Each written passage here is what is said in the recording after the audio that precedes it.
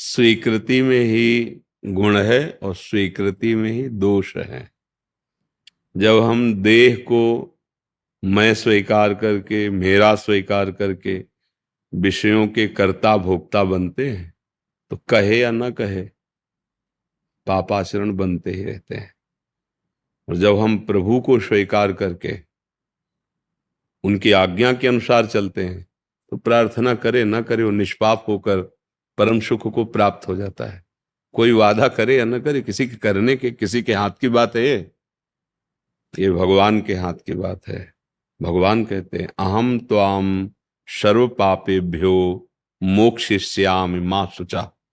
मैं तुम्हें पवित्र कर दूंगा, सारे पाप तुम्हारे नष्ट कर दूंगा, पर ये नियम लेना होगा अबलो नशानी। अब तक गलती होती रही, अब गलती नहीं करूंगा। अगर हम सो रहे हैं तो हमें कोई जगा सकता है, और जगने पर सोने का नाटक कर रहे हैं तो नहीं जग सकते। आ जाए क्षमा याचना की, फिर वही पाप, फिर मंदिर में गए क्षमा याचना की, संतों के पास गए, इससे कुछ नहीं लाभ मिलने वाला। हाँ, अब समझ में आ गया मेरे से गलती हुई, तो उसका पश्चाताप यही है कि अब लो निशानी, अब नहीं करूंगा। प्रभु आज से अपना स्वीकार करो आप हमें, मैं आपकी शरण में हूं। अब जैसे कहा जाता है हमारा नाम जप में मन नहीं लगता। आप 8 घंटे किसी फैक्ट्री में, अपने दुकान में या कहीं काम करने जाते हैं, आपका मन लगे ना लगे, आपको रुपया कमाना है, आपको करना होगा।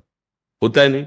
किसका मन लगता है भाई कि हम अपने परिवार से दूर जा करके बहुत 8 घंटे किसी के अधीन रहकर मेहनत करें, चाहे सरकारी नौकरी हो, चाहे प्राइवेट हो, या घर का काम हो। वो करता है, मेहनत करता है।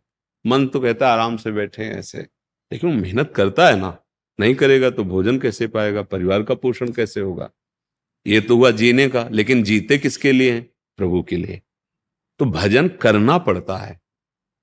राधा राधा राधा राधा राधा राधा हो तो रहा है। अहोवत स्वपचतो गरियान यज्जिभ्यागे वर्तते नाम तुभ्यम। श्री देहूति जी कह रहे हैं भगवान कपिल देव जी से कि वो नीच भी महान उच्च, जैसे आपने कहा ना कि मैं बहुत, वो महान हो जाता है। गरियान माने सर्वश्रेष्ठ। कैसे? बोले यज्जिभ्याग्रे वर्तते नाम तुभ्यम। हे प्रभु, जिसकी जिह्वा के अग्रभाग पर आपका नाम विराजमान हो गया, वो सबसे श्रेष्ठ हो जाता है। सारी यज्ञ कर ली, सारी तपस्या कर ली, सारे तीर्थ कर लिए, अब उसको जो नाम जप रहा निरंतर, सब पवित्रता आ जाएगी, सब बात बन जाए। अरे इसके लिए थोड़ी है कि सिद्ध पुरुषों वाली बात हम करें। कोई हमारा मन नहीं लगता, मन तो निष्पाप होकर जब भगवत प्रभाव से युक्त हो जाता है तब लगता है। अभी तो हमारा मन चंचल है, भोगों में खुद स्वीकार करते हैं, तो हमको जबरदस्ती जपना होगा। जो नाम गुरु जी दें, जो नाम प्रिय लगे। राधा राधा राधा राधा राधा राधा। फावड़ा चला रहे हैं नौकरी, धीरे धीरे उसको कम करते जाओ, आवाज धीरे धीरे ऐसे चल रहा है। व्यापार करो, नौकरी करो, कोई भी कार्य, भगवान नाम जप करने वाला निश्चित परम पद को प्राप्त होता है। स्वयं ही नहीं, अपने परिवार को भी। शास्त्रों में कहा गया है 21 पीढ़ियां तार देता है। जो भगवान नाम जप करके भगवत प्राप्त हो जाता है, हाँ, बहुत बहुत जीवन का परम लाभ। अभी भगवान की आपके ऊपर कृपा है जो आप रास्ता पूछ रहे हो निष्पाप होने का। नहीं तो कीचड़ में सना हुआ उसी में खेलना चाहता है, उससे बचने की इच्छा ही नहीं। आपके ऊपर कृपा है तो आप स्वीकार करते हैं मेरे से गंदा आचरण हुआ, अब मुझे कोई पावन कर दे। यही कृपा है कि आप अब जग रहे हो। आप अभी तक सो रहे थे, स्वाप्निक भोगों में मतवाले हो रहे थे, आज तुम्हें जगना हुआ। अब तुम्हें लग रहा है कि नहीं नहीं, ये जो सब हुआ ये ठीक नहीं था, अब वो होना चाहिए जो वास्तविक होना है, वो है भगवान की शरण और भगवान का नाम। समझ रहे आप? डरने की तो कोई बात नहीं, पर प्रमादी होने की जरूरत नहीं। चतुर शिरोमणि भगवान है, अरे जितना ज्ञान विज्ञान सब भगवान से ही है। ऐसे हाँ, हो गई गलती हमसे, अब नहीं करूंगा, माफ पक्का, भगवान माफ कर देंगे। लेकिन बार बार वही गलती करो, बार बार वही शब्द निकालो कि माफ करो जी, माफ करो जी, तो पिटाई नहीं हो जाएगी? घर में हो जाएगी पिटाई। एक दो बार गलती हुई, माफ करो तो क्षमा कर देंगे। बार बार वही गलती, इसका मतलब है कि अब ये दंड से सुधरेगा, अब ये ऐसे सुधरने वाला नहीं। बहुत विचित्र फिर उनके दंड है। जब भागवतिक दंड शुरू होता है ना, बहुत भयावह है, इसलिए हो उसमें जीना मुश्किल हो जाता है। जीना, बड़े बड़ों का जीना मुश्किल हो जाता है। बड़े बड़ों का मतलब जो बड़े बड़े तपस्वी हैं, साधक हैं, साधना परायण है, इसलिए बहुत सावधान रहो। अब तक जो हुआ सो राधा राधा राधा राधा राधा, अब गलती नहीं करेंगे। और नाम जब जबान से शुरू करो। निरंतर भजन सिद्धों का होता है, साधुकों को तो अभ्यास करना पड़ता है। भाई निशाना ऐसे उठाए लगा दिया, अब अपने से कहो तो चला ही नहीं पाएंगे, पता ही नहीं है ना कि उसको कैसे क्या किया जाता है। और वो है कि इधर देख के भी ऐसे गोली मार सकते हैं।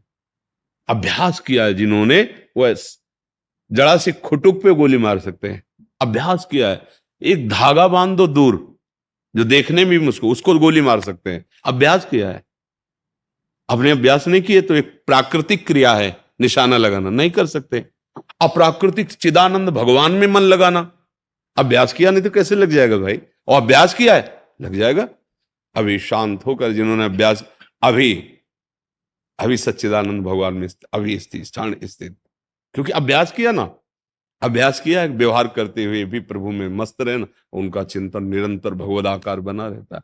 डरना नहीं है अब, पर करना भी नहीं गलत काम, और नाम जप करना है। ठीक है, अच्छा आहार करो, सबके प्रति सद्व्यवहार करो, मालिक है, क्षमा कर देंगे। हम उनके बच्चे हैं, कितने भी बड़े सयाने हो, है तो बच्चे ही ना। अब प्रभु क्षमा न करें तो फिर हमारी दुर्गति भी पक्की ही है। उन्हीं के क्षमा करने से है, तो उनकी शरण में हो, उनकी आज्ञा का पालन करें। शास्त्र जितने भगवान की आज्ञा है, अच्छे आचरण करें, नाम जप करें, मंगल है। दगड़ू नारायण जी मुंबई से, राधे राधे महाराज जी, आपके चरणों में कोटि कोटि प्रणाम। गुरुदेव, जब मैं 6 महीने का था तभी मेरे पिताजी की मृत्यु हो गई। शराब अन्य व्यसनों के कारण उनकी मृत्यु हुई थी। यदि यही वृत्ति मुझ में आ गई थी। 2 महीने से आपका सत्संग और नाम जप कर रहा हूँ, मुझ में पूरी तरह बदलाव हुआ है। वही बदलाव मैं मेरे पूरे समाज में लाना चाहता हूँ। अन्य व्यसनों के कारण मांस, मछली, शराब, इन कारणों से मेरा समाज इनको जकड़ रखा है महाराज जी। ठीक बात है। कृपया मार्गदर्शन करें। हाँ तो, पर भैया जैसे आप अपने को बदले, ऐसे अगर बदलना सब चाहे तो सब बदल सकते हैं, और ना बदलना चाहे तो किसी के सामर्थ्य नहीं कि किसी को बदला जा सके। भाई सत्संग सुना, आपको लगा कि गलत बात है, छोड़ देना चाहिए, आपने छोड़ दिया। ऐसे ही सत्संग सुनाया जाए, सत्संग की बातों में भागवतिक सामर्थ्य होती है, और वो स्वीकार करे कि अब हम नहीं करेंगे, तो छूट सकता है। अगर वो ना छोड़े तो फिर नहीं छुड़ाया जा सकता। हमें कोई नहीं पकड़े, कोई माया नहीं बांधे, हम जिसको पकड़े वही हमें बांधे। जिस भोग को, जिस व्यक्ति को, जिस संबंध को, जिस वस्तु को, वही हमें बांधे। बोलो कौन बांधे? आप जिसका चिंतन करते हैं, जिससे सुख भोगते हैं, जिसको अपना मानते हैं, आप ही बंधे। आपको ही मुक्त होना, कोई मुक्त थोड़ी कराता है।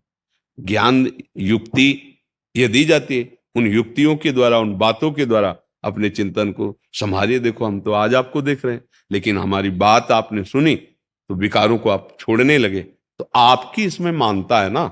आपने संत वाक्य को माना तो आप छोड़ रहे हैं। अब इसमें हम कहे कि हमने आपको छुड़वा दिया, व्यर्थ की बात है। आपने स्वीकार किया। ऐसे ही हम चाहे कि समाज को सुधार दें, हमारी बात सुने और वो सुधरना चाहे तो पक्का सुधर जाएगा। बात ना सुने या सुन के भी ना माने तो फिर कोई बात नहीं।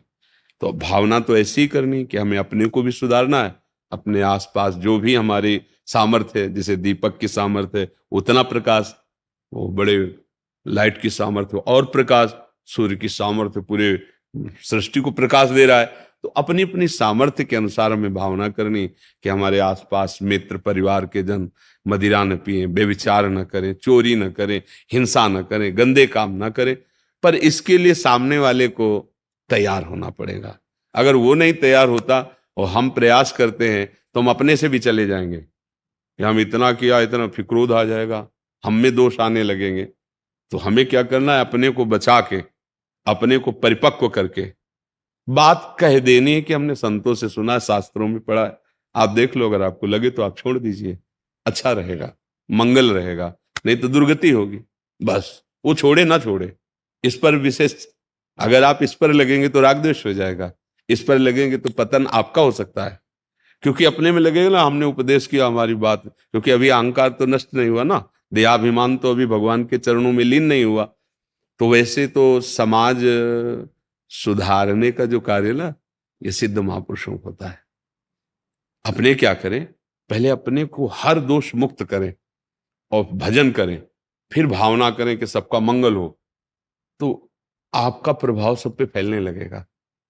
अगर हम अभी स्वाद चखा नहीं पूरा, तो हो सकता है फिर हम ही बिगड़ जाएं। अभी नाम जप करो, अपने जो बुरे आचरण उन पर दृष्टि रखो, आजीवन के लिए संकल्प पूर्वक त्याग करो, मर जाऊं, क्योंकि पहले अपने पक्के हो ना, पैर जमाओ अपने, और जब आपका आचरण पवित्र हो, फिर उसको इस तरह से कहा जाए कि देखो शास्त्रों में लिखा है, संतों ने कहा है। अगर ये बातें छोड़ी जाएं, सुख में जीवन हो सकता है। बस वो छोड़े ना छोड़े, अपना कार्य है मंगल भावना से सत्य वार्ता कर देना, उपदेश कर देना, लेकिन उस पर आसक्त हो जाना, हमारी बात क्यों नहीं मानी, मानना चाहिए, राग द्वेषपूर्ण, तो आपके अंदर दोष पैदा हो जाएगा। दूसरों में दोष दर्शन करके उसकी निंदा करना, घृणा करना, अपने हृदय को मलिन करना, ये परमार्थ है, परमार्थ अध्यात्म, समझ रहे ना। अरुण जी वृंदावन से, श्री हरिवंश महाराज जी। महाराज जी, आप सब संतों की कृपा से मुझे वृंदावन धाम के आश्रमों में बाथरूम सफाई आदि की सेवा मिली है। पहले तो मेरे को कोई दिक्कत नहीं थी, बट आपके सत्संग सुनने के बाद अपराध से भय लगने लग गया महाराज जी। उसमें कॉकरोच कीड़े आदि भी कभी कभी एसिड आदि डालने पे मर जाते हैं महाराज जी। इसमें मैं पश्चाताप क्या करूं और कैसे महाराज जी? क्योंकि अभी डर लग रहा है। आपका उद्देश्य सफाई है, आपका उद्देश्य जीव हत्या नहीं है। जैसे हमारा उद्देश्य परिक्रमा देना है, अब कितने ऐसे जीव हैं जो मर जाते हैं, मर ही जाते हैं, छोटी छोटी चींटियां, छोटे छोटे, नीचे कंकड़ हमारे पैर में लगा और वो चींटी उसमें बीच में फंसी, मर गई, अनजाने में हो रहा है। हमारा लक्ष्य चींटी मारना नहीं है, हमारा लक्ष्य परिक्रमा देना है। आपका लक्ष्य है संतों की सेवा, संतों के आश्रमों में, तो ये बहुत बड़ी सेवा है। ये जो सेवा है ना, ये बहुत बड़ी सेवा है। परमहंस स्वामी श्री राम मंगल दास जी अयोध्या गोकुल भवन, वो रात बड़े सिद्ध महापुरुष, दिन भर उनके दर्शन के लिए भगत जनों की भीड़ लगी रहती। रात्रि में 2 बजे फावड़ा और तसला लेकर के निकलते। जो बाहरी लोग जाते हैं, और उस समय शौचालय का नहीं था व्यवस्थाएं, बाहर ही जाना, वो सब भर भर करके मल फावड़े से तसले में और एकांत में खोद के गाड़ के ऐसे, और सरयू जल लेकर के छिड़कते कि भगवान की पावन नगरी है। पूरी अयोध्या की सेवा का भाव, रात्रि में उठते, जहां कोई बाहर ऐसे शौच को, बड़े सिद्ध महापुरुष। ये तो धाम है, आपको सेवा मिली, आपका लक्ष्य सेवा करना है, जीव मारना नहीं है। अगर आप उसमें ये ऐसी वस्तुएं नहीं डालेंगे तो दुर्गंध नहीं हटेगी, दुर्गंध भरी रहेगी। तो आपका उद्देश्य सफाई करना है। अब बहुत से जैसे किसान हैं, अपनी सेवा में अन्न उपार्जन के लिए औषधि आदि का प्रयोग करता है, घास आदि निकालता है, ना निकाले तो फसल चौपट हो जाए, उसका उद्देश्य फसल की रक्षा करना है, उसका उद्देश्य मारना नहीं है। और फिर उस जो अन्न से वो संत सेवा, परिवार सेवा, वो सब समान हो जाता है। जैसे आप कर रहे हो ना, आपका उद्देश्य कोई जानबूझकर मारना थोड़ी है, आपका सफाई करना है। झाड़ू लगाने में, पोछा लगाने में आप कितनी सावधानी करें। आप देखो, पोछा लगाने में जैसे आप कहीं भी हो लगाओगे तो है ही ना, मंदिर में लगाओगे तो छोटी छोटी चींटियां, जैसे फूल झाड़ू से हटा दिया, बहुत प्रयास किया, सब हटा दिया, फिर भी पोछा लगाओ, जब पोछा लगा के आप देखो तो उसमें 1 2 3 तो मरी मिलेंगे, नहीं मिलेंगे। ये कार्य ऐसे हैं जिनमें ऐसा होता ही रहता है। हमारा उद्देश्य नहीं हिंसा करना, पर स्वाभाविक जैसा हो जाता है, हाँ, तो अपने सत मार्ग के प्रभाव से ही वो भस्म हो जाता है, उसके लिए कोई दंड नहीं होता है। दंड तब होता है जब हम जानबूझ करके लक्ष्य रखें कि अब हम, उद्देश्य हमारा साफ होना चाहिए, उद्देश्य हमारा सफाई, उद्देश्य हमारा वहां साधक जन आएंगे, अपनी दिनचर्या पूर्ण करेंगे, तो उसमें आप निश्चिंत रहिए। आपका उद्देश्य वो नहीं है जो पाप वाला है, आपका उद्देश्य सेवा है। अब उसमें जो, अब जैसे एक डॉक्टर है, अब शरीर में चाहे पशु के हो चाहे मनुष्य के, अगर वो कीड़ा पड़ गया है तो दवा डालेगा ना, क्योंकि अगर वो, जैसे कई ऐसे होते हैं अंग की कीड़े पड़ जाते हैं, तो वो कीड़ा हजारों की संख्या में हो सकते हैं, तो हजारों की हत्या को उसे पाप नहीं लगता, क्योंकि एक डॉक्टर है, वो उसको, जैसे किसी पशु का है, कोई अंग सड़ रहा है, कीड़े पड़े, वो पशु का डॉक्टर है, तो दवाइयां डालेगा ना, हजारों कीड़े मरेंगे। उसका उद्देश्य कीड़े मारना नहीं, उसका उद्देश्य है उसकी बीमारी दूर करना, चाहे वो मनुष्य हो चाहे पशु हो, इसलिए उसको अपराध नहीं लगता। बात बस उद्देश्य का होता है, अंदर का उद्देश्य। एक बार कथा सुनाई थी कि एक आदमी बहुत पाप करता था, हिंसा करना, व्यभिचार करना, गंदे आचरण करना और चोरी करना। तो जंगल में एकांत में गलियों में लग जाता, जब कोई व्यापारी या कोई फंस जाता तो धन भी लूटता और मार देता। एक बार एक महात्मा उधर से जा रहे थे, तो उनको भी घेर लिया उसने, वो बड़े भजनानंदी महात्मा। उनका, बच्चा हमारे पास तो लौकी का कमंडल है ये, पर ये जो आचरण करते हो तुम्हारी दुर्गति हो जाएगी, तुम्हारा कोई साथ देने वाला नहीं। तो संत दर्श से पाप नष्ट होते, संत दर्श जिमि पातक टरे, संतों के दर्शन से पाप नष्ट। चलते फिरते तीर्थराज हैं संत जन, मुद मंगलमय संत समाजू, जो जग जंगम तीर्थ राजू। तो उसके पाप नष्ट हुए, उसको जलन हुई, बहुत पाप किए, हिंसा की। तो कहा, महाराज हमारा तो जीवन बीत गए ये करते हुए। बोले अभी समय है, आप सुधर सकते हो, तुम्हें मंत्र देंगे, जप करो, भगवान नाम जप करो, तुम्हारा मंगल हो जाएगा। पर मंत्र तब देंगे जब तुम थोड़ा पवित्र हो, जाओ पहले तीर्थ याटन करो भारत के। महाराज हम कब समझेंगे कि हम दीक्षा लेने लायक हो गए, पवित्र हो गए तीर्थ याटन से? तो एक लकड़ी दी, सिद्ध संत थे, बोले लकड़ी अपने आप हरी हो जाएगी, इसमें नवीन किनगे आ जाएंगे, जान लेना तुम्हारे पाप नष्ट हो गए, सुकृत उदय हो गए। वहां चला, 10 किलोमीटर चला होगा, तो सोचा अब आज यहीं विश्राम कर लेते। बड़ा पेड़ था और उस पेड़ में 4 डकैत ऊपर बैठे हुए बस इंतजार कर रहे थे कि थोड़ा और रात्रि हो। समीप गांव था, तो वो प्लान बना रहे, तुम उत्तर की तरफ से, तुम दक्षिण की तरफ से, तुम पश्चिम, तुम पूर्व, चारों तरफ से गांव में आग लगा दो, इस गांव को नष्ट कर देना है। वो नीचे ही बैठा, तो उसने सोचा अच्छा ये तो बहुत गलत इरादे से हैं यार, बहुत पाप किए हैं, 50 को मारा है, 4 को इनको भी नंगा देते हैं, तीर्थ तो चल ही रहे हैं। और उसका अभ्यास था मारने का।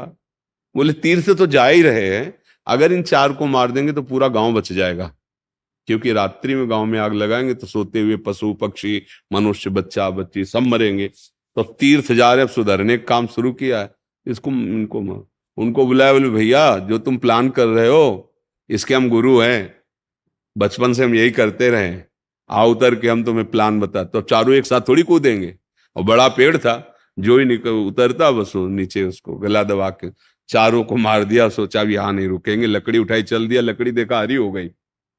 बोले गुरुजी ने कहा था जहाँ लकड़ी हरी हो जाए तो आ जाना, हम दीक्षा दे देंगे। लौट आए। गुरुजी ने कहा हमें लगता है तुम हमारी आज्ञा का उल्लंघन कर दिए, तीर्थ यात्रा नहीं गए। बोले गुरुजी आप कह रहे थे जहां लकड़ी हरी हो जाए तो जान लेना आप निष्पाप हो गए, पवित्र हो गए, लकड़ी तो हरी हो गई। तो बोले किस तीर्थ में स्नान किया? बोले नहीं स्नान नहीं किया, 4 को और मारे आए हैं। कैसे? तब बताया। तो उनका देखो बेटा, वही मारने की क्रिया तुम अपने स्वार्थ और सुख के लिए करते थे तो पाप था, तुमने 4 लोगों को मारा लेकिन पूरे नगर को बचाने के लिए, तो वही पुण्य हो गया, तुम्हारे सारे पाप नष्ट हो गए। देखो ना, उद्देश्य। हिंसा हुई 4 की, पर संपूर्ण नगर के जीवों को बचाने के लिए 4 की हिंसा कर दी, शास्त्र सम्मत बात हो गई। अपना एक अंग कोई पूरे शरीर को नष्ट कर रहा हो तो उसे कटवा दिया जाए, शास्त्र आज्ञा है। भाई यहां कैंसर है, यहां से काट देने से बच जाओ, काट दो काट दो। अपने शरीर की पूरी रक्षा के लिए किसी एक अंग का त्याग कर देना उचित है, अगर वो अंग हमारे पूरे शरीर को नष्ट करता है, ऐसे ही अपने पूरे परिवार को अगर नष्ट करने वाला कोई एक, तो उसका त्याग कर देना। अगर पूरे राष्ट्र को, पूरा एक गांव पूरा बर्बाद करना, तो उस गांव का त्याग कर देना चाहिए। चार को मारा और परम पवित्र हो गया। तो समझ रहे ना, क्रिया वही हुई, उद्देश्य बदल गया। आपका उद्देश्य जीवों की हत्या करना नहीं, आपका उद्देश्य है संत सेवा करना, आश्रमों में जाकर के। ये बहुत बड़ी सेवा है, इसलिए आप इसकी चिंता न कीजिए। राजेंद्र तिवारी जी, वाराणसी। श्री राधे राधे, जय श्री हरिवंश महाराज। श्री हरिवंश महाराज जी, आपके चरणों में कोटि कोटि प्रणाम। गुरुजी, मैं विज्ञान का शिक्षक हूँ, परंतु अध्यात्म में गहरी रुचि है। मैं अपने आसपास के लोगों के साथ प्रभु की लीलाओं को सुनता और सुनाता हूँ। कभी कभी कुछ लीलाओं तथा व्रत त्योहार आदि पर लोगों की जिज्ञासाएं शांत करने हेतु संतों की वाणी तथा अपने अति अल्प ज्ञान को जोड़कर वैज्ञानिक रूप से प्रमाणित करने लगता हूँ। बहुत से लोगों को ऊर्जा, प्रकाश, ग्रहों की गति आदि की सहायता से मैं संतुष्ट करता हूँ। भगवान, मुझे डर लगता है कि मेरा ये कार्य शास्त्र संगत है अथवा नहीं। कृपया मार्गदर्शन करें। उद्देश्य क्रिया को धर्म और अधर्म, इसका निर्णय करता है उद्देश्य। प्रगट में देखने में क्रिया अधार्मिक हो सकती है, और अगर उसका उद्देश्य परम पावन है तो परम धर्म हो जाएगा। और उद्देश्य गलत है और क्रिया धार्मिक दिखाई दे रही, वो गलत हो जाएगा। आपका अभी आपने उच्चारण किया कि हमारा उद्देश्य है कि जितने भी हमारे सानिध्य में आवे, संशय शून्य होकर संयमी बने, व्रत अनुष्ठान करने वाले हों, धार्मिक बने, प्रभु में अध्यात्म में चले। तो आपका उद्देश्य महान है, तो उसमें पातक कैसे लग सकता है? भगवान ने आदेश किया है श्रीमद् भगवद गीता जी में, मच्चित्ता मदगत प्राणा बोधयंता परस्परम कथयन्ति च माम नित्यम तुष्यन्ति च रमन्ति च। जो मेरे में चित्त अर्पित किए हुए हैं, जिनके प्राण मेरे में समर्पित हैं। प्राण समर्पण का मतलब जैसे हमारे प्राणों का पोषण वायु से होता है, जल से होता है, भोजन से होता है, ऐसे जिनके प्राण भगवान में समर्पित हो जाते हैं, तो जैसे हम वायु के बिना जी नहीं सकते, ऐसे भगवद स्मरण के बिना जी नहीं सकते। श्री नारद जी ने भक्ति सूत्र में तदर्पिता अखिलाचारिता तद स्मरणेन परम व्याकुलते, संपूर्ण आचरण भगवान को समर्पित और थोड़ा सा विस्मरण हो जाने पर परम व्याकुल हो जाना। जैसे मछली को जल से अलग करो तो प्राण त्यागने लगती है, ऐसे ही मदगत प्राणा, भगवत विस्मरण होने पर प्राण व्याकुल हो जाए। मैं कैसे अपने प्रभु को भूल गया? बोधयंता परस्परम, परस्पर बैठकर भगवत चर्चा करना, भगवान की लीलाओं की, रूप माधुरी की, गुण माधुरी की, या सिद्धांत की। ऐसा करना चाहिए, ऐसा नहीं करना चाहिए। संतों ने कहा है, शास्त्रों ने कहा है, जो आप अभी बोले कि हम उनको प्रमाण देते हैं जहां तक हमारी बुद्धि है। तो इसमें पाप का तो अगर यही उद्देश्य बदल जाए, फिर वो बात बिगड़ गई। फिर वो कोई भी हो, चौथी भगत मम गुणगन करई कपट तज गान। मेरी चौथी भक्ति है कपट का त्याग करके गान करना। उपदेश में चूक हो जाए, उद्देश्य में चूक ना हो तो बात बन जाएगी। उपदेश बढ़िया लच्छेदार भाषण है, चूक हृदय में उद्देश्य की है, बात नहीं बनेगी। तो आपको हम धन्यवाद देते हैं इस बात का कि हमें चाहिए अपने मित्रों को, अपने परिवार को, अपने आसपास समाज को व्यसन मुक्त करना, गंदे आचरणों से मुक्त करना। वो तब होगा जब हमारे ऐसे आचरण होंगे खुद। जितने लोग शराब पीने में पैसे लगाते हैं, अगर उतने पैसे के अच्छे अच्छे पदार्थ लेके घर में आए तो उत्साह वर्धन हो जाए। जितने तुम गंदे आचरण करते हो, वही ऊर्जा शक्ति परमार्थ में लगाओ तो जगत मंगल करने वाले बन जाओ। सतरति सतरति सा लोकांत तारयति, वो स्वयं तर जाता है, स्वयं तर जाता है, वो लोगों को तार देता है। मद भक्ति युक्तो भुवनम पुनातु, वो लोक के लोक को पावन कर सकता है। वही ऊर्जा शक्ति जिसका हम वे विचार में, गंदे आचरणों में, हिंसा में, चोरी में। तो ये बहुत बढ़िया बात है कि हम चार लोग बैठकर सतमार्ग की चर्चा करें, उसका आचरण करें। बस अंदर की बात, उद्देश्य सही होना चाहिए। अगर हम बहुत पढ़ लिख कर शास्त्र आदि, उद्देश्य है लोक संसार, प्रणाम नमस्कार रुपया पैसा वाह वाही, तो आप जो बोल रहे हो उसका रंग आप में नहीं चढ़ेगा और दूसरे में नहीं चढ़ेगा। बस केवल वो नायम आत्मा प्रवचनेन लभ्या न मेधया न बहुना श्रुतेन। उपनिषद कहते हैं कि बहुत प्रवचन कर ले तो उसे भगवत प्राप्ति थोड़ी हो जाएगी, बहुत प्रवचन सुन ले तो भगवत प्राप्ति थोड़ी हो जाएगी, बहुत बड़ा बुद्धिमान तो भगवत प्राप्ति थोड़ी हो जाएगी।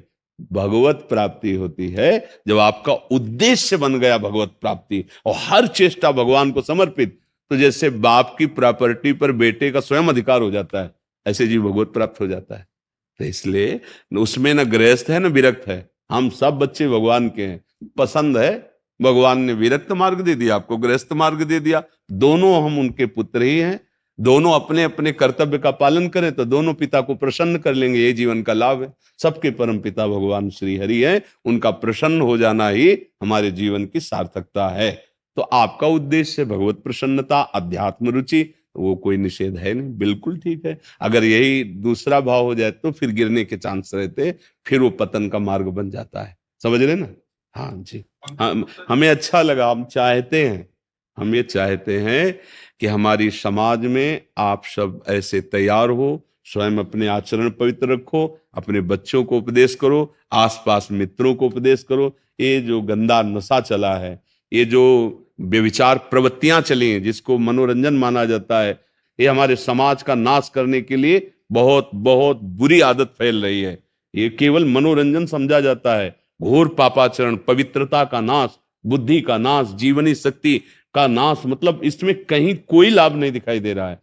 तो हमें लगता है कि पहले हम अपने से शुरू करें, फिर अपने परिवार को, अपने बच्चों से, फिर आसपास जो हमारे मित्र हैं, अगर ऐसे चले तो। नहीं तो ऐसा जो अब आचरण फैल रहा है, ये बहुत मतलब कैंसर से बुरा रोग है ये। कैंसर तो एक शरीर नष्ट करेगा, ये बहुत जन्म नष्ट करेगा। ये जो पापाचरण की प्रवृत्ति है ना, ये बहुत जन्म नष्ट करेगा। इसलिए हमें तो लगता है ऐसे हमारे हर घर में तैयार होने चाहिए, जो शास्त्र को जानते हैं, कर्तव्य अकर्तव्य को जानते हैं, क्या नहीं करना चाहिए, क्या करना चाहिए, जीवन का उद्देश्य क्या है, हमारी बुद्धि का विकास हो, वो उसमें अध्यात्म युक्त। अगर हमारी बुद्धि तो बहुत बढ़ रही है लेकिन विनाशकारी लक्षणों के लिए, लेकिन वो गलत आचरणों में। वो ऐसे नहीं, कैसे हम जितेंद्री बने, कैसे हम काम विजयी, क्रोध विजयी बने, कैसे हम लोगों को सुख पहुंचाएं, कैसे माता पिता की आज्ञा में रहें, कैसे शास्त्र किया, ऐसा ना। बुद्धि विपरीत दिशा को, बुद्धि तो बहुत है, उसका प्रयोग गलत हो रहा है। अगर उसका सही दिशा में प्रयोग हो जाए तो हमारे देशभक्त बन जाएं, समाज सेवी बन जाएं, जगत मंगल करने वाले बन जाएं, यही बच्चे तो बनते हैं। अब ये जब ब्रह्मचर्य ही नहीं रह गया, व्यभिचार प्रवृत्ति आ गई, छोटे छोटे बच्चे एकांत में नशा करने लगे, अब अभी जीवनी शक्ति का उन्मेष हो रहा है, अब वो संभाल नहीं पा रहे क्योंकि अध्यात्म का उनको शिक्षण नहीं है। माता पिता खुद आचरण विहीन हो रहे हैं तो पुत्रों को क्या आचरण सिखाएं? अब आप शराब पी रहे हो, तुम्हारा लड़का देख रहा है, वो जो संयमी बनेगा? आप होश में होकर गृहस्थ धर्म का बर्ताव नहीं करे, वो देख रहा है तो वो संयमी बनेगा? आप पहले स्वयं संयम को धारण करें, अपने परिवार को संयमी बनावें तो समाज को संयमी। तो हमारा देखो, सुख शांति आनंद ये बिना भगवान का आश्रय लिए नहीं, चाहे कोई कुछ भी कर ले। त्रिभुवन की सब सुख संपत्ति एक आदमी को दे दी जाए और वो भगवान से विमुख है, उसे शांति नहीं मिल सकती, सुख नहीं मिल सकता। वो ये नहीं कर सकता कि अब कछु नाथ न चाही मोरे। ये हमारे नवीन पीढ़ी को आप लोग ही समझा सकते हैं। हम लोगों के प्रति तो दृष्टि ही बदली हुई है, क्योंकि ऐसी सीरीज, क्या कहते हैं, सीरीजें तो कहते हैं, उनमें क्या दिखाया जा रहा है? हाँ, दो पार्ट होते हैं, असली नोट होता है तो नकली भी होते हैं, उसी की नकल बनाई जाती है। तो अगर सत्य हमारे इतिहास भरे हुए सत्य महात्माओं के, आप उनके चरित्रों को भी तो दिखाइए, उनकी भावनाओं को भी तो दिखाइए, सत्य मार्ग क्या होता है। अब जब संत पर श्रद्धा नहीं, शास्त्र पर श्रद्धा नहीं, बचा क्या? जीवन परमार्थ विहीन। तो क्या आचरण हो रहे हैं समाज में, क्या?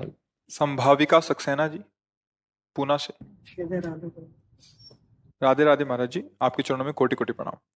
महाराज जी, मेरा ये प्रश्न है कि अगर श्री राधा वल्लभ लाल जी की छवि ले जाते हैं या मंदिर में विराजमान करते हैं तो रोज भोग लगाना जरूरी है क्या? मैं दफ्तर के काम की वजह से घर में नहीं रहती, कभी कभी 2-3 दिन के लिए भी बाहर जाना पड़ता है, परंतु मुझे छवि रखने की बहुत इच्छा है। हाँ, छवि रख लीजिए, श्री विग्रह रूप में मत विराजमान कीजिए, छवि रख लीजिए। और जहां भी पाइए, तो 1 मिनट लगता है भोग लगाने में। आँख खुली है, बंद, ऐसे किया, भावना की, प्रभु को अर्पित किया। घर में है तो सामने भोग लगा दीजिए, बाहर सेवा में, नौकरी, व्यापार, आज जहां भी हो वहां भाव से लगा दीजिए। काउ सो कहाँ जहां प्रभु नहीं, घट घट में रमा है, यहाँ भी वो पा रहा है, बाहर भी है। तो छवि में हम मानते हैं, तो घर में जब है तो भोग लगा दिया, जब बाहर है तो भाव से ध्यान करके भोग लगा दिया। तो प्रभु हर जगह विराजमान है, आपका भोग स्वीकार करते हैं। विराजमान कर लो, छवि विराजमान कर लो। सीमा पांडे जी, राधे राधे महाराज जी, आपके चरणों में कोटि कोटि प्रणाम। प्रभु, मेरा प्रारब्ध बहुत बुरा है। 2019 से मेरी दोनों किडनियां लगभग 70% खराब हो गई। मेरे शरीर का बाकी अंग भी। देखो, पहली बात समझो, शरीर एक समय सीमा में मिला हुआ है, सबका पूजित का है।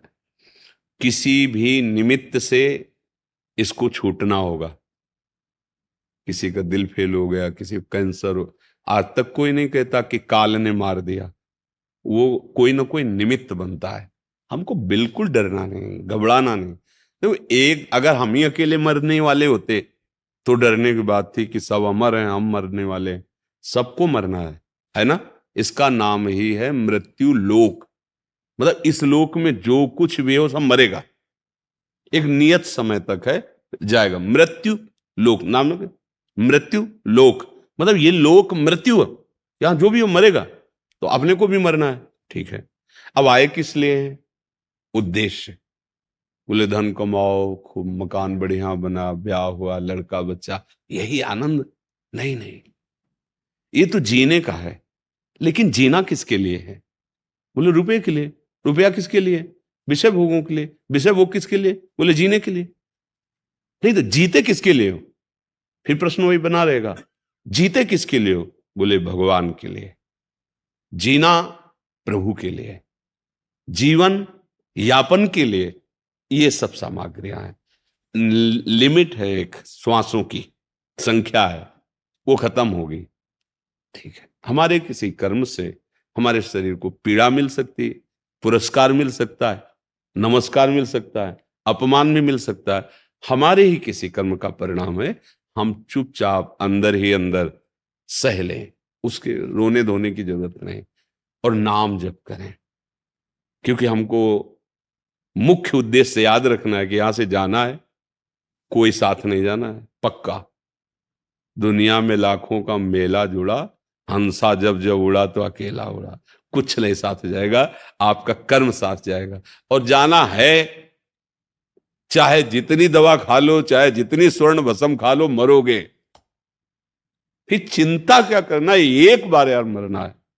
हाँ, ये चिंता करनी कि हमें वो कार्य करना है कि बार बार ना मरना पड़े। पुनरपि जन्म पुनरपि मरणम, बार बार जन्म, बार।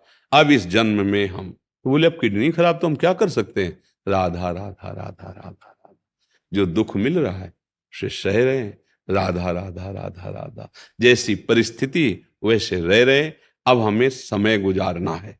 जैसे सरकारी बंगला हो, बढ़िया गाड़ी, सब सरकारी आदमी को नहीं मिलती। उसे कहोगे यार तुम्हारे पुताई करवा लो, पता नहीं कब ट्रांसफर का नंबर आ जाए, ये सरकारी काम हो जाने उनका। ऐसे जैसे कहते हैं ट्रांसफर करवा लो, ऐसा। ये ट्रांसफर से भी नहीं बचेगी। कै साल? 10 साल, 12 साल, फिर मरोगे। मरना ही है ना। जितने समय जाना है, जाना है। क्या करके जाना है? प्रभु को प्राप्त करने का उपाय। सरल उपाय क्या है? सिद्ध महापुरुषों ने कहा है, हर संप्रदाय के, हर सिद्धांत के संतों ने नाम का है, भगवान नाम। हर बड़े बड़े महापुरुषों की वाणी जो गुरु कृपा से पढ़ने को मिली, तो सबका एक सार है, अच्छे आचरण करो, समाज को सुख पहुंचाओ और नाम जप करो। अब जैसे रोगी शरीर है, नहीं कुछ कर सकते, तो बस राधा राधा राधा राधा, हम इंतजार कर रहे कब बुलावा आएगा और हम अपने मालिक से मिले जाएगा। राधा राधा राधा। क्या सिकवा शिकायत हमारी ये खराब? किसी की किडनी खराब तो किसी की मिडनी खराब है, नहीं? कोई स्वस्थ है? माइंड खराब है, बेविचार में, शराब में, ड्रग्स में, हिंसा में, चोरी में। किडनी अच्छा है उससे कि हमारे पाप नष्ट हो रहे हैं, वो तो पाप बढ़ा रहे हैं। जिसकी मिडनी खराब, माइंड सब बीमार है यार, सब बीमार है। स्वस्थ वही है जो भगवान नाम जप कर रहा है, अच्छे आचरण कर रहा है, जीवन का उद्देश्य समझ रहा है, जो नशा कर रहा है, गंदे व्यभिचार कर रहा है, गंदा जीवन, सब खराब ही है। इसकी चिंता मत करो। ये तो अवश्य में भोक्तव्यम कृतम कर्म शुभाशुभम, जो बोया है वो काटना पड़ेगा। अब जो बो रहे हैं उस पे होश में हो जाओ, पीछे जो हुआ हो जाने दो, देख लिया जाएगा। राधा राधा राधा, आगे होश में हो जाओ। आगे का संभल गया ना, अच्छा बन गया ना, तो पीछे वाला भस्म हो जाएगा और आगे वाला आपको उठा देगा। इसलिए बिल्कुल चिंता न करो, नाम जप करो। जो भी कष्ट आवे, राधा राधा राधा राधा राधा, रहना नहीं देश बिराना है, चलना है, चलना है, प्रभु के पास चलना है। तैयारी करो। अब चलने की तैयारी नहीं है, घर में प्रेम है, परिवार में प्रेम है, तो अब लगता है अब मरेंगे तो सब छूट जाएगा, इसीलिए डर लग रहा है। अभी चलने की तैयारी कर लो बस। आप देखो, एक भारत भक्ति करने वाला जवान चौड़ा छाती करके घूमता है बॉर्डर पे, चाहे वो कभी भी गोली लग सकती, कभी भी मृत्यु हो सकती, वो डरता थोड़ी है। एक बार मरना है पर देश के लिए। यार हम भगवान के लिए नहीं सोच सकते ऐसा? मरना तो है ही, अपना काम बना लेते हैं, मरना तो है ही है। जब मरेंगे तब मरेंगे। अभी जितनी श्वासें राधा राधा राधा राधा, चलो कुछ नहीं कर सकते तो हम पढ़े और भरोसा रखो। हमारी बात समझ में आ गई तो बड़ी बड़ी तपस्याओं से जो काम नहीं होता वो नाम से हो जाएगा। नाम, बड़े बड़े संतों ने कहा, नानक नाम जहाज है, चढ़े सो उतरे पार। जहां नाम, बस मंगल हो गया। श्वास श्वास नाम जप करे, दुविधा रहा न कोई, बड़े बड़े संतों ने कहा है। इसलिए आप चिंता मत करो। किसका है आपने? बिल्कुल चिंता मत, सबको जाना है। धन्यवाद, धन्यवाद महाराज, धन्यवाद पतित पावन प्रभु आपकी धन्यवाद, धन्यवाद महाराज। क्या सेवा करें प्रभु? आपके दर्शन के लिए आए। अरे आप दर्शन देने आए प्रभु। प्रसादी श्री जी की ठाकुर जी की प्रसादी, आशीर्वाद। धन्यवाद, धन्यवाद। और कोई आज्ञा कीजिए। आशीर्वाद दीजिए कि जो आप कहते हैं नाम जपें, नाम जपें। जी और कुछ नहीं। जी जी। जीवन का परम लाभ यही है कि हमारी आंतरिक जो चिंतन वृत्ति है वो गुरुदेव प्रदत्त नाम में सदैव लगी रहे। बाह्य चेष्टाएं तो सामाजिक व्यवहारिक जीवन जीने के लिए विविध प्रकार की रहती हैं सबकी, चाहे वो प्रवृत्ति परक हो या निवृत्ति परक हो। भिक्षा मांगने तो परमहंसों को भी जाना पड़ता है, पर आंतरिक जो चिंतन वृत्ति है, चिंतन का जो प्रवाह है, वो नानात्व में नहीं होना चाहिए, वस्तु व्यक्ति स्थान का नहीं होना चाहिए। वो अपने आत्मस्वरूप, जो गुरुदेव भगवान ने नाम दिया है, मंत्र दिया है, भाव दिया है, उसी का होना चाहिए। अपने से चूक तभी पड़ जाएगी जब हमारा चिंतन छूट जाएगा। चिंतन छूटना ही हमारा पतन है और निरंतर चिंतन चलना ही हमारी स्थिति है। भगवत स्वरूप में स्थित होना ही हम भगवत मार्ग के पथिकों का परम लक्ष्य है। वो स्थिति वही है जो अखंड स्मृति में है। उठते बैठते चलते फिरते व्यवहाररत भी अपने प्रभु के, अपने आराध्य देव के, अपने इष्ट के, अपने गुरुदेव के चिंतन में मगन रहे। बस चिंतन पर विशेष ध्यान दीजिए, क्योंकि चिंतन से ही भगवत प्राप्ति होती है। अनन्य चेता सततम यो माम स्मृति नित्यसः तस्याहम सुलभा पार्थ। भगवान मैं उसके लिए सुलभ हो जाता हूं। बस चिंतन, जहां भी जैसे भी जो भी सेवा हो, बस चिंतन परायण रहते हुए। चिंतन चूका फिर हमारी वृत्ति गिर जाएगी। काम क्रोध लोभ आदि जो दोष हैं वो हमें घसीट सकते हैं। हमारा चिंतन से प्रभु में चल रहा है, फिर किसी के सामर्थ्य नहीं। बिना चिंतन के संकल्प नहीं होता और बिना संकल्प के क्रिया नहीं होती। इसलिए हमारा चिंतन ही संभल जाए तो संकल्प ही नहीं बनेगा। संकल्प ही बंधन कारक होता है। निसंकल्प अवस्था ही परमहंसों की होती है। भगवत प्राप्त महापुरुषों की निसंकल्प अवस्था होती है। किसी भी क्रिया का, भोग का, वस्तु, व्यक्ति, स्थान का कोई संकल्प नहीं। ब्रह्मभूता प्रसन्नात्मा न सोचति न कांक्षति समाः सर्वेषु भूतेषु मद भक्ति लभते पराम। सदैव हम सब गुरुदेव का आश्रय लेकर सतत सत चिंतन परायण रहे। क्रियाओं पर सदैव ध्यान रहे कि क्रिया जगत मंगल कारक हो और शास्त्र सम्मत हो। चिंतन अनन्य हो, बस स्थिति प्राप्त हो जाती है, भगवत कृपा प्राप्त हो जाती है।